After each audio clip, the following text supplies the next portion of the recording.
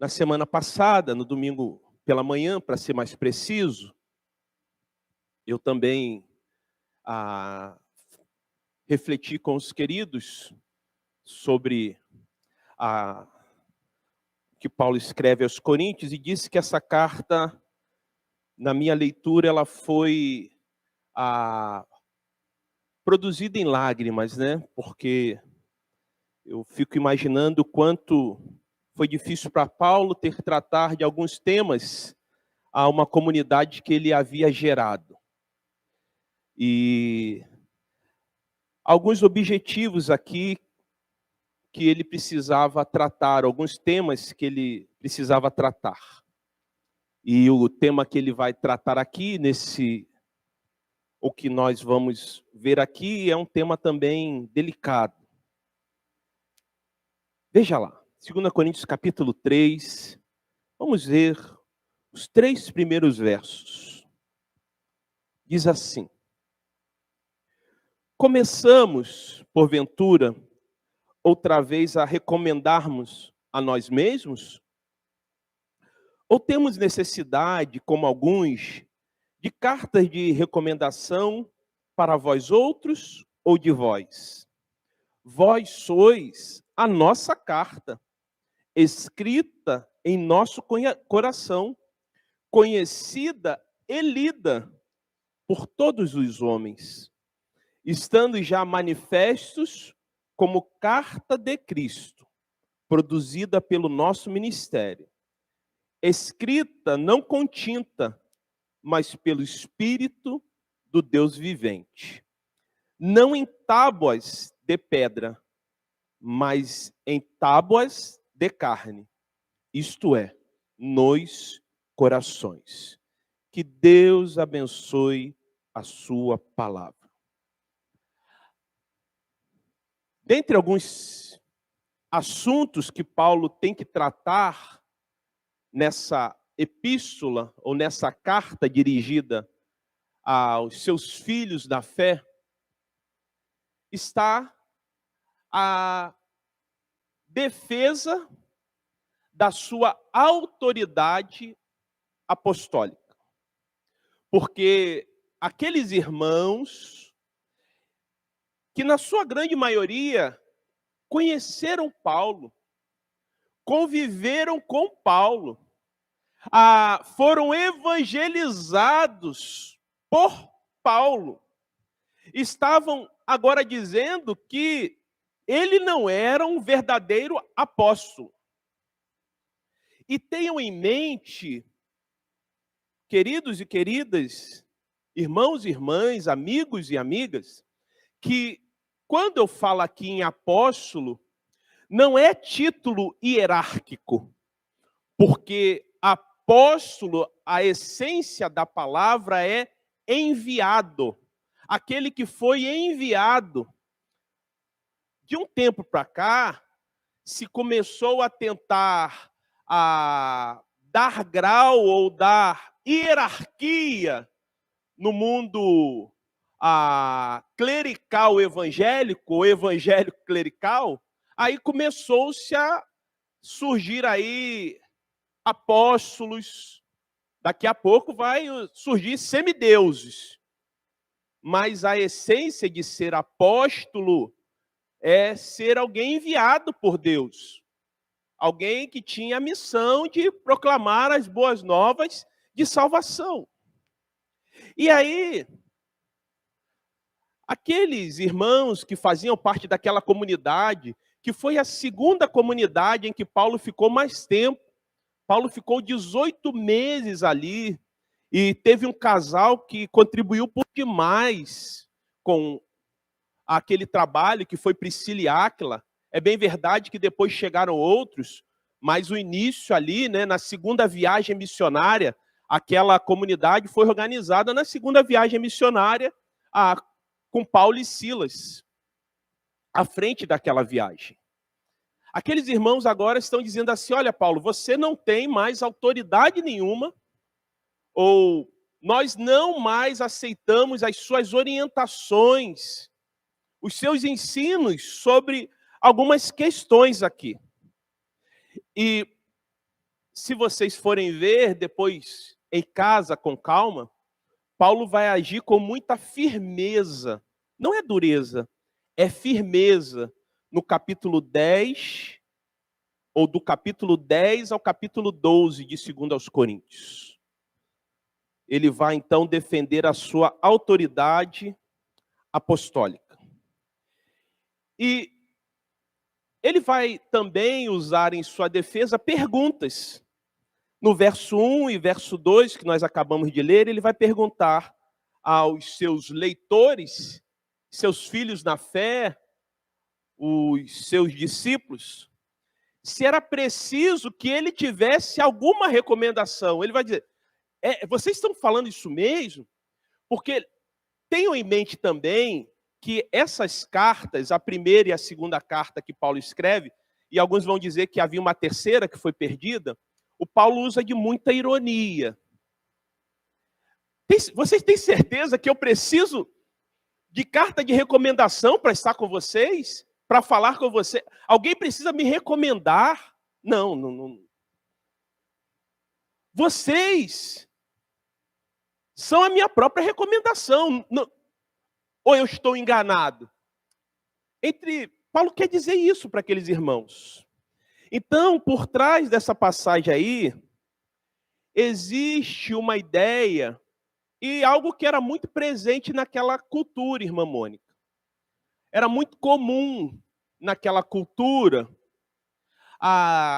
quando uma pessoa ia para um determinado lugar, e esse lugar era desconhecido, ela então levava uma carta de recomendação por alguém que tinha uma autoridade, que era uma autoridade, ou por alguém que conhecia as pessoas daquela comunidade.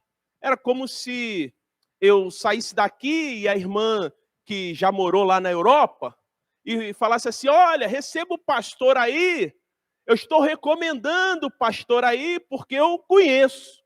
Então, estou indo recomendado pela irmã Mônica, e lá eles me receberiam.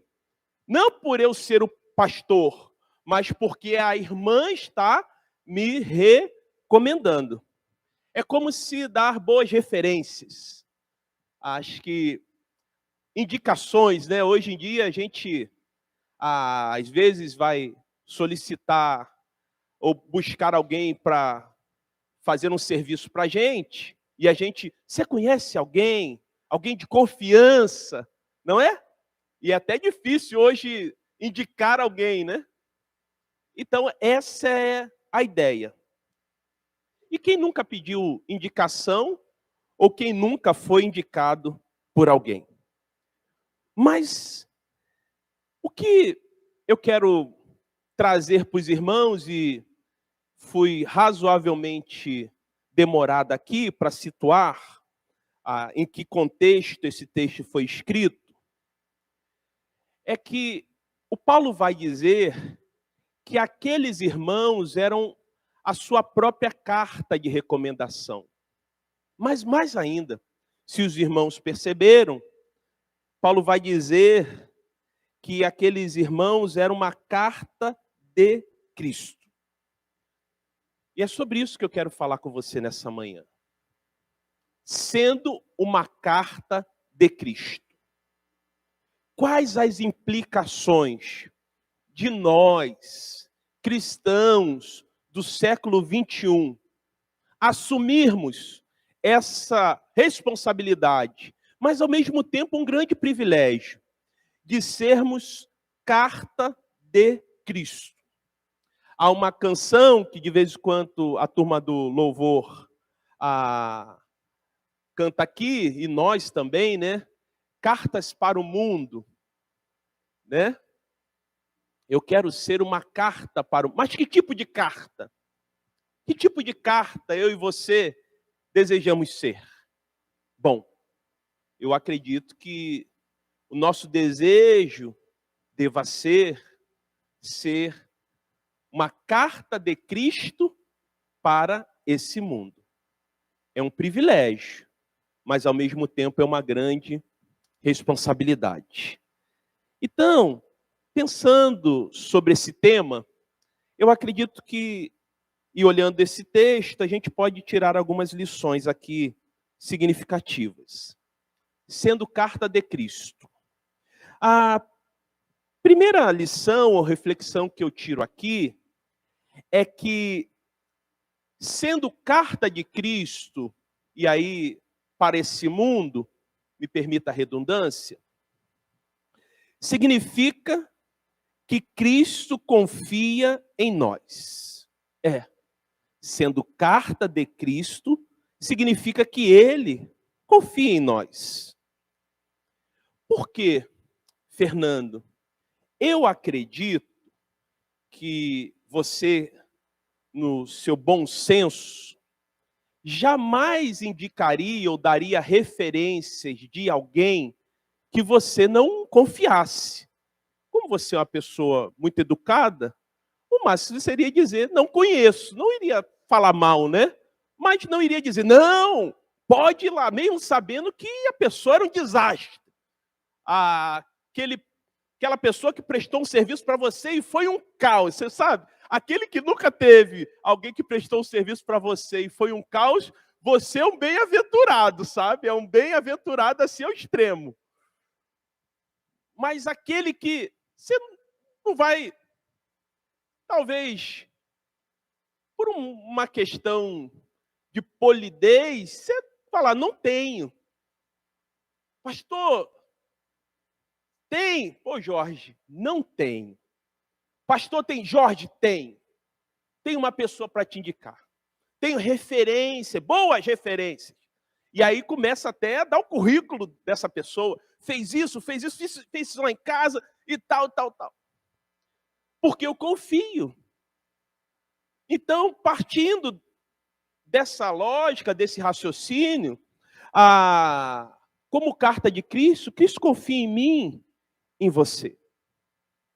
Como eu disse, só para reforçar que era algo muito presente, quer ver uma das líderes, Kelly, da igreja, e até mesmo, ela é até usada por aqueles que defendem o pastorado feminino, ela foi recomendada por Paulo, que é Febe.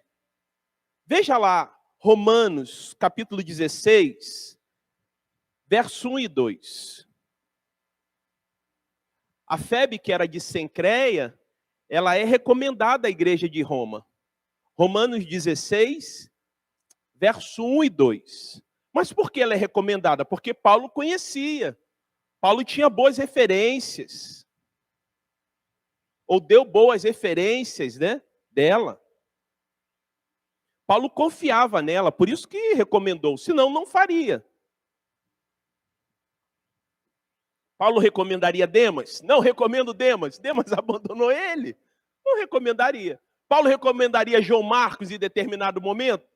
Jamais. Não, João Marcos me abandonou na primeira viagem. Não quero nem ver ele pintado de ouro. Mas depois a coisa se acertou, né? Veja lá, Romanos 16, 1 e 2. Olha só. Como era algo muito comum, como eu falei no início, usei aqui a irmã Mônica, uma conhecedora profunda da Europa, das Europa, né? Recomendo-lhes nossa irmã Febe, serva da igreja em Cencreia. E Febe se tornou uma grande líder, né?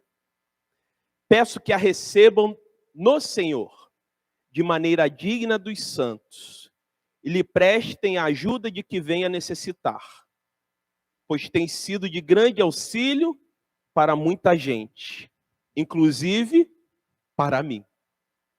Por que Paulo recomenda a Febe? Porque conhece. Conheço. Sei o que ela anda fazendo. Tem sido uma bênção na vida de muita gente. Assim como Isidoro, Simone Isidoro e demais irmãs e irmãos aqui. E também para mim. Tem sido uma bênção. Por isso eu recomendo. Por isso eu recomendo a irmã Febe. Perceberam, irmãos? E como eu disse no início, hoje em dia é muito complicado indicar alguém de confiança. Mas percebam, E tenham em mente o privilégio que nós temos. Cristo confia e conta conosco. Assim como confiava e contava com aqueles irmãos de Corinto. A minha pergunta é: será que os que estão ao seu redor confiam em você? Cristo pode contar com você para que você seja uma carta dele para esse mundo? Então, eu quero lhe dizer que mesmo você não levando fé em você mesmo ou mesma, Cristo leva fé em você. Tenha em mente que, mesmo que você seja uma carta fechada, Deus deseja que você seja uma carta aberta. Por quê, pastor, uma carta fechada? Porque uma carta fechada, ela perde a sua finalidade, né? Ele deseja que você seja uma carta aberta para esse mundo. Então, tenha isso em mente. Como carta de Cristo, ou como uma carta de Cristo para esse mundo, nós temos uma grande responsabilidade. A responsabilidade aumenta porque não apenas levamos, ou eu levo o meu nome, mas eu levo o nome da pessoa que me indicou. Porque se eu fizer algo de errado, algo de irresponsável, não apenas eu estou maculando o meu nome, mas eu estou maculando, manchando o nome da pessoa que fez a recomendação. Por isso que é tão complicado, né? A gente indicar alguém. Porque talvez além de faltar confiança, a gente corre o risco de perder a credibilidade, né? Vai falar assim: poxa, pastor me indicou, olha só quem ele me indicou. E aí quem fica mal não é apenas a pessoa, porque talvez aquela pessoa que fez tal coisa, ela vai embora, vai passar pela vida ou pela casa daquela pessoa ali, vai fazer, vamos pensar no serviço, né? Aquele serviço não vai fazer e vai embora, mas eu vou encontrar com os irmãos aqui todo domingo. A irmã vai falar assim: é, pastor, e eu que levava a maior fé no Senhor, hein? E o Senhor me indicou aquela peça rara. O Senhor, que eu tinha o meu mais alto grau, pensando que era alguém responsável. Que irresponsável. É isso que as pessoas às vezes não têm noção, né? Que quando ela está indo indicada por alguém, recomendada por alguém, ela não está levando só o nome dela, não é? Ela está levando, né, irmã Maria Silene, o nome daquela pessoa que a recomendou. Né, Mari? Meire? O peso é dobrado. E aí, veja só, o Paulo, ele não se privava disso. E o Paulo, em uma de suas prisões, ele encontrou com alguém que, em determinado momento da sua caminhada, fez algo de errado. Mas ele teve um encontro com Jesus que mudou a sua vida, que foi Onésimo. E o Paulo falou: Onésimo, você precisa acertar isso e consertar. E eu vou lhe recomendar e vou falar para você voltar. E agora você está indo em meu nome. Opa! E a responsabilidade aumenta. Veja lá Filemão, verso 10 e 11. Por favor.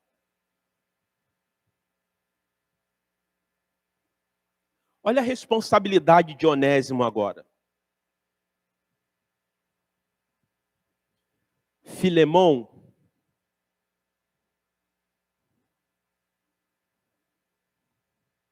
dez e 11.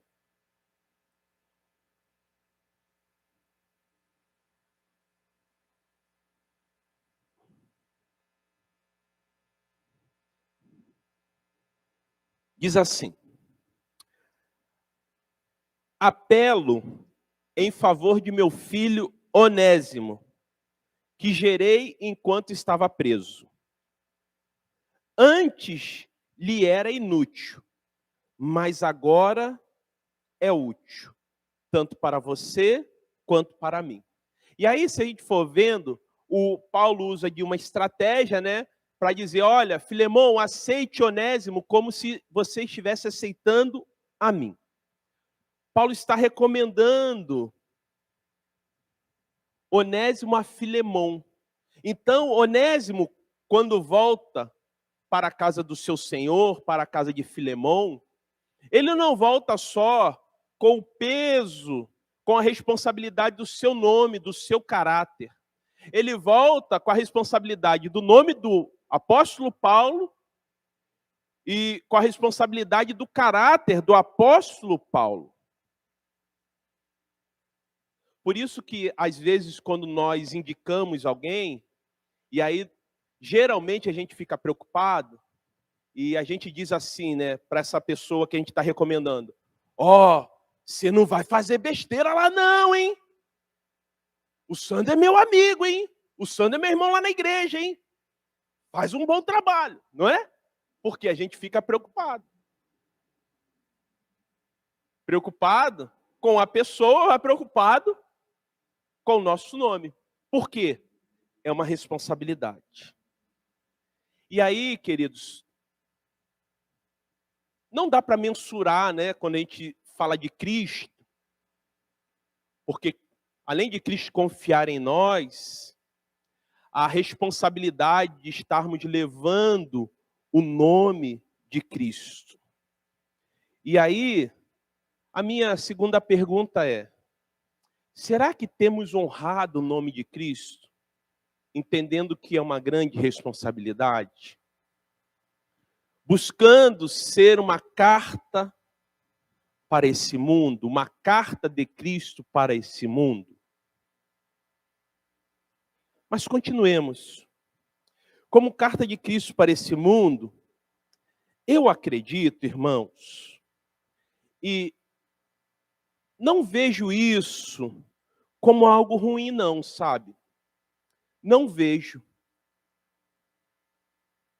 Mas é preciso a gente ter muita consciência.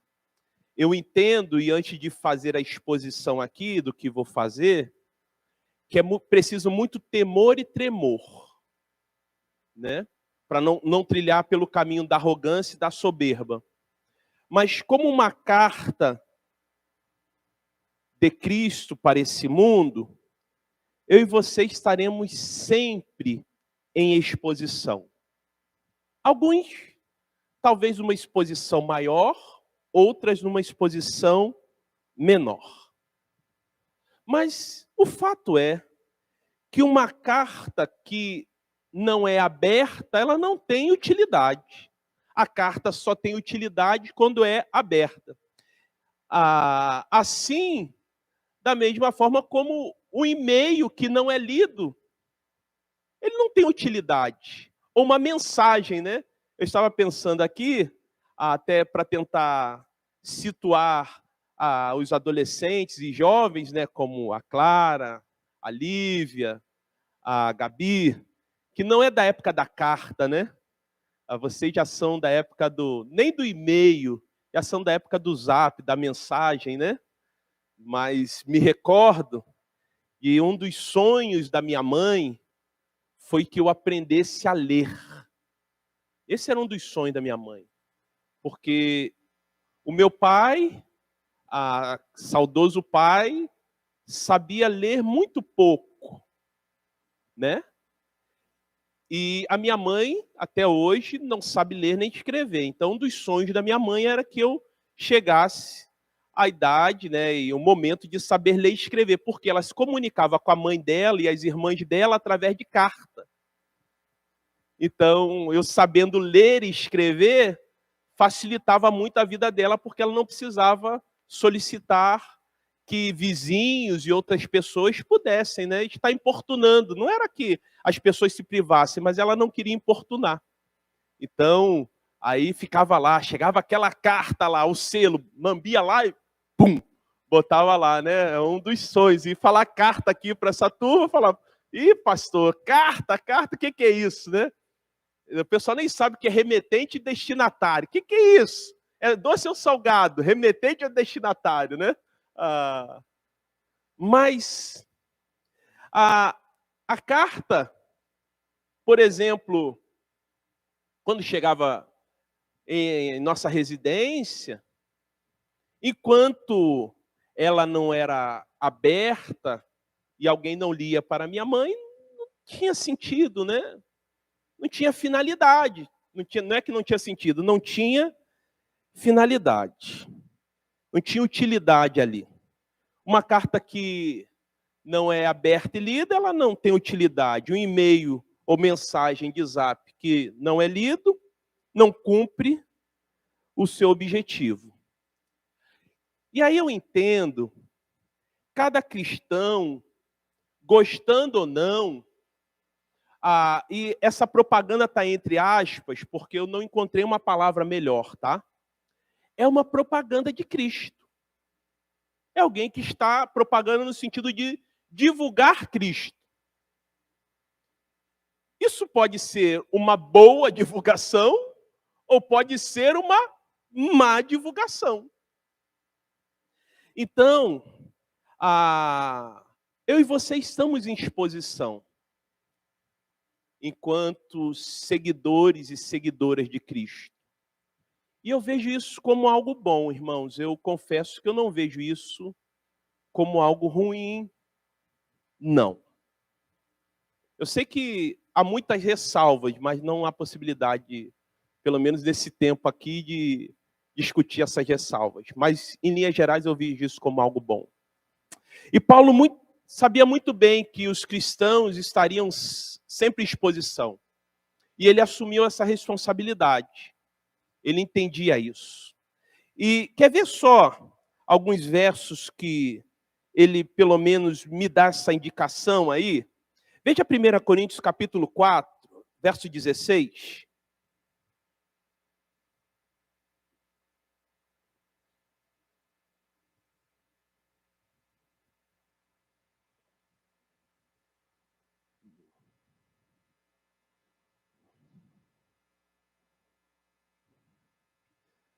Primeira Coríntios 4, 16. Olha só, ele chamando sempre a responsabilidade para si, mas conhecendo Paulo com muito temor e tremor. Diz lá, portanto, suplico-lhes, ou algumas versões está, admoesto, que sejam meus imitadores. Sejam meus imitadores. Aí veja 1 Coríntios capítulo 11, verso 1. Diz assim, tornem-se meus imitadores, como eu sou de Cristo. Ou seja, tornem-se meus imitadores, porque como eu sou de Cristo. Eu sou exposição, ou eu estou em exposição. Mais à frente um pouquinho, Filipenses 3,17.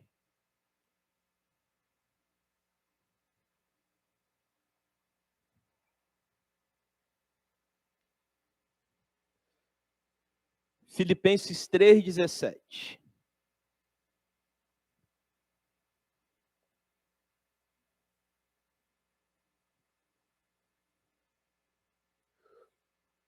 Diz assim.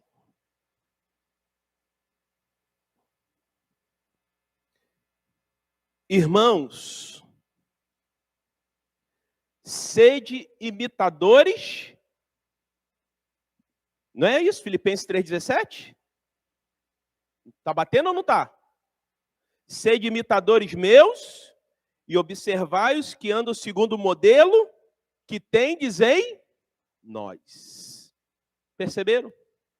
Paulo sabia que, de alguma forma, querendo ou não, ele estaria ali sendo exposto, as pessoas estariam olhando, estariam vendo.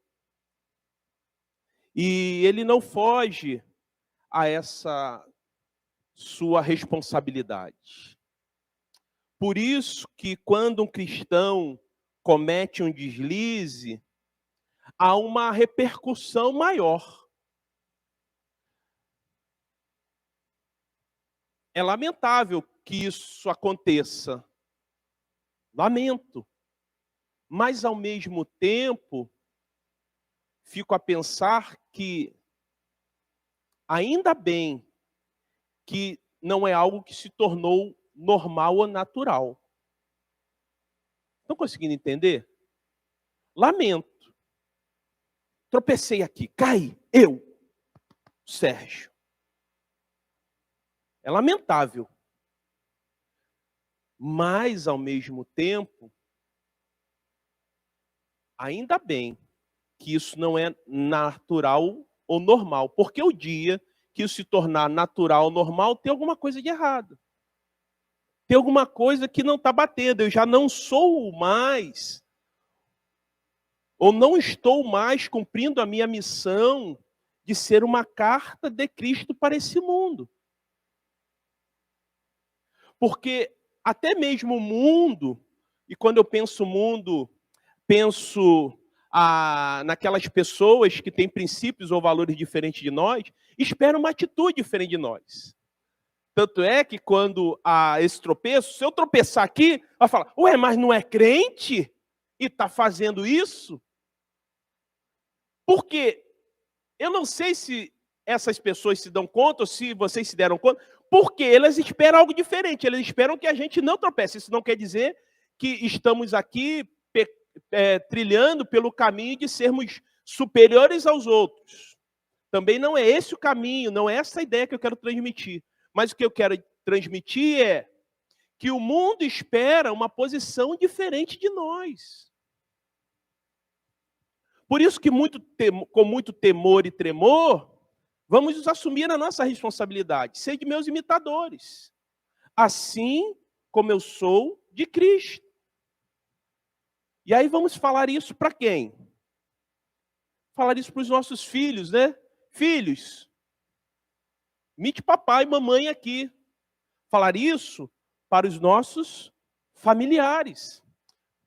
Mostrar isso para aqueles que estão ao nosso redor. Devemos ser um bom referencial em todos os lugares.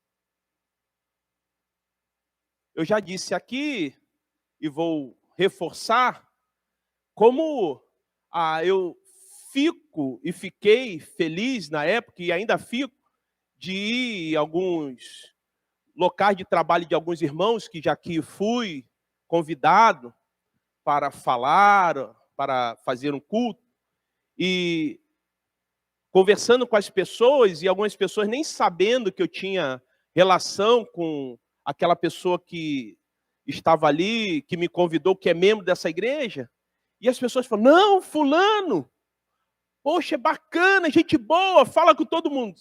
Vocês já vão logo dizer, sabe aquela pessoa que fala com todo mundo aqui na igreja, beija todo mundo, abraça todo mundo? É assim, era assim também lá no trabalho dele. Já entreguei logo. Que bacana. Falei, louvado seja Deus, um bom referencial. E hoje, fico a pensar, isso não apenas se limita apenas aos jovens e adolescentes, e fico muito à vontade aqui para falar, porque eu não tenho redes sociais, mas hoje não apenas devemos ser bons referenciais em todos os lugares, mas em todas as redes sociais. Bom referencial. A minha pergunta é, você tem sido uma boa propaganda de Cristo para esse mundo?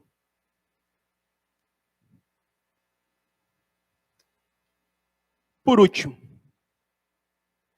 como cartas de Cristo para esse mundo, temos uma mensagem, irmãos, a transmitir. Que tipo de mensagem nós estamos transmitindo aos que convivem conosco? Mensagem de amor ou de ódio? De paz ou de guerra? De esperança ou desesperança? De perdão ou de vingança? De reconciliação ou divisão? As pessoas querem conhecer Cristo, sabe? Eu acredito que as pessoas estão sedentas por Cristo. E temos uma excelente oportunidade de tornar Cristo conhecido a essas pessoas através do nosso viver. Temos uma excelente oportunidade de tornar Cristo conhecido através do nosso testemunho. Na lição que nós vamos estudar hoje, pelo menos a classe aqui em cima, e as demais classes já estudaram na semana passada, que ainda há lugar, há um trecho muito interessante que diz assim: há cadeiras vazias na mesa de Deus, que Ele espera que você ajude a preencher através do seu testemunho e pregação. Há cadeiras vazias na mesa de Deus, que Ele espera que você ajude a preencher através do seu testemunho e da pregação. Porque através do nosso testemunho, através do nosso viver, nós iremos transmitir, comunicar que Cristo transforma, que Cristo cura, que Cristo liberta, que Cristo salva, que só Jesus Cristo salva. Termino citando uma frase de um grande evangelista de um passado recente, chamado Billy Graham. Billy Graham, certa feita, disse o seguinte: nós somos as Bíblias que o mundo está lendo e a pregação que o mundo está prestando atenção. Nós somos as Bíblias que o mundo está lendo e a pregação que o mundo está prestando atenção. O mundo está prestando atenção no que você está pregando através do seu testemunho, através do seu viver.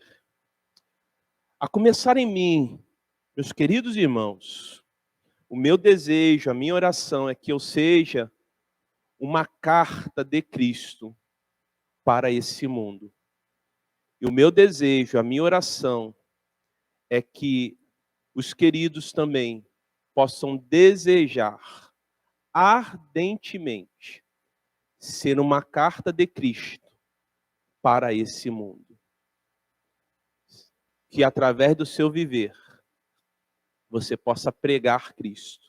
E através do seu viver, as pessoas possam ler Cristo. Curva sua cabeça, feche seus olhos, vamos orar? Pai, graças te damos pela tua palavra, que é sempre viva e eficaz. Muito obrigado pelo teu cuidado para conosco. Lhe pedimos que o Senhor continue nos abençoando, nos ajude, Pai, a sermos aquilo que o Senhor diz que nós somos. Que possamos, com alegria, com satisfação, entendendo que é um privilégio, porque o Senhor nos confiou uma mensagem tão valiosa, tão preciosa, que possamos ser uma carta, ser carta de Cristo para esse mundo. Que não venhamos a fugir da nossa responsabilidade. Pai, que haja em nós, a cada dia mais, o desejo de, mesmo sabendo que estamos em exposição, assumirmos a responsabilidade e falarmos para os que nos cercam, para que eles possam olhar em nós e ver em nós o referencial, um bom referencial. Nos ajude, Pai, a não envergonhar o teu nome, a não envergonhar o teu evangelho. É o que eu lhe peço e já lhe agradeço por tudo. Em nome de Jesus, aquele que vive e reina para todos sempre. Amém